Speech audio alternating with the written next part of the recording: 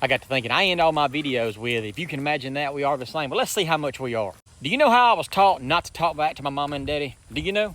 I guess the year would have been probably 1985, which made me 10 years old, almost said 10 years old. And when I was 10 years old, I weighed about 48 pounds. I was a little bitty fella for a long time. And on the summers, we were always down at Lake Mitchell, in the boat, skiing, inner tubing, going off rope swings, just having a fine time. And we had a bunch of cousins and everything, and we were always down at my grandparents' house. And we all had to take turns. It's my turn to get on the inner tube yet. When we didn't fight about that much. But one day, I was feeling myself. I guess I thought I was becoming a man. I was wrong. Because my daddy, Herbert Glenn, and my uncle, Troy David, they were sitting there. Uncle Troy was driving the boat, and Daddy was kind of off to the left right there. We had a Mark Twain, 1970 Mark Twain. Had 2 seats right there, 2 back seats. You could face out the back, and women be in the front. It was white, had gold seats. Can you see it? And I was sitting in the back seat back there by Evinrude, having my little old yellow life jacket on. I had already had my turn. So you rotate, you know what I'm saying?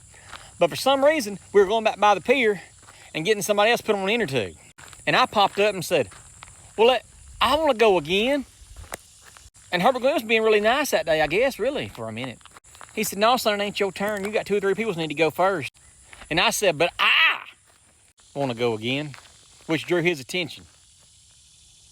He said, boy, you sit down and shut up right there. And I just sat down. Now, I didn't act that way. Me and my brother didn't. You didn't talk back. You didn't question the king. We drove by the pier pulling some out on the inner tube. And we're coming back by the pier. Not really going fast, but going a little bit. And I popped up after I had been told to shut up and said, well, I want to go where Mama is. Loudly. And as we passed the pier, Herbert Glenn fulfilled my wish by grabbing me by the life jacket and slinging me out of a moving boat. Now, a lot of y'all right now are thinking, he should have went to jail. He should have went. I didn't talk back for 30 years. Things like that leave an impact on you.